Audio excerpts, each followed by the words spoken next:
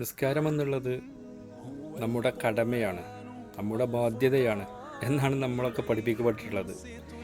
യഥാർത്ഥത്തിൽ കടമയാണ്, അതൊരു ബാധ്യതയാണ് എന്ന് മനസ്സിലാക്കുന്നതിന് പകരം അത് നമുക്ക് തന്നെ ഒരു സന്തോഷവും ഒരു സമാധാനവും ഒരു ആത്മനിർവൃതിയുമാണ് എന്ന് നിങ്ങൾ വിചാരിച്ചു നോക്കൂ.